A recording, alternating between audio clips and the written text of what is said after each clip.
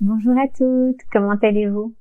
Alors aujourd'hui c'est un grand moment parce qu'on termine cette série d'études sur les Tehillim à travers les enseignements du Rav Pliskin et on va voir le dernier verset du Tehillim 150 qui dit Haneshama tehalelka.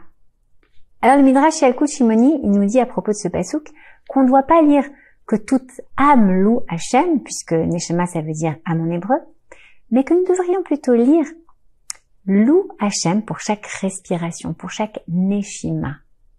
Waouh! Ça, c'est vraiment une manière très forte de conclure le Sefer Tehillim parce que ça nous laisse presque sans souffle. Ça veut dire que si on devait rester avec une idée en tête en refermant ce livre des psaumes, c'est l'idée que chaque inspiration que je prends, chaque fois que je respire, je dois reconnaître que c'est un cadeau d'Akadosh Baruch Hu. Vous vous souvenez que Dieu a donné vie à l'humanité par une Nishmat Chaim, un souffle de vie qu'il a insufflé dans les narines d'Adam Arishon, qui était alors qu'un être d'argile. Et c'est ce souffle, cette Neshima, cette Neshama, selon la lecture qu'on lui donne, qui a donné vie à Adam.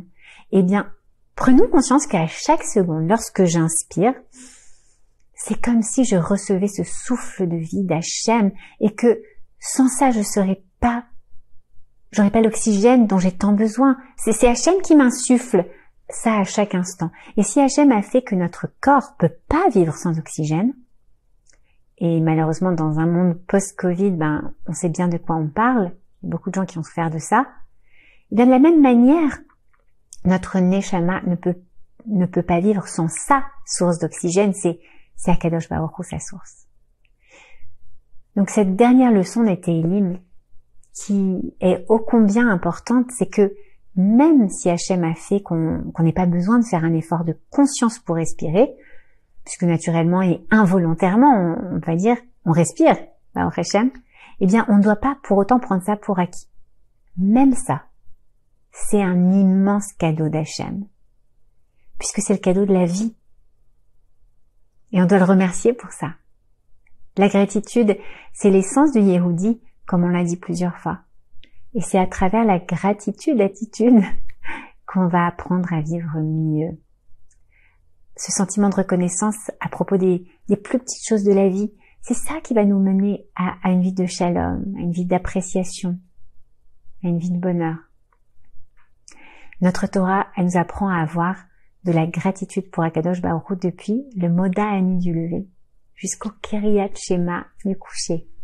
En passant par les brachot du matin, où je remercie Akadosh Baruch Hu de m'avoir fait selon sa volonté, de m'avoir permis d'avoir du discernement, de m'avoir permis d'utiliser mes yeux pour voir, d'être libre de mes chaînes, d'avoir de la force physique pour accomplir toutes mes tâches de la journée.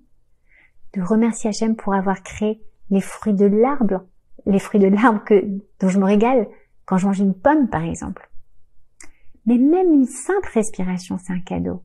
Et en apprenant à prendre conscience de chaque respiration, en apprenant à apprécier chaque respiration, eh bien, j'apprends tout simplement à regarder le bien qu'Hachem met dans ma vie. J'apprends à reconnaître la bonté d'Akadosh Baruch Hu pour l'éternité. J'apprends à reconnaître que tout vient de lui. Et quel beau moyen de résumer en quelques mots toutes les leçons de développement personnel qu'on a vues ensemble pendant ces mois passés. Alors on se retrouve très bientôt pour une autre série de cours, Bezrat Hashem. À très vite.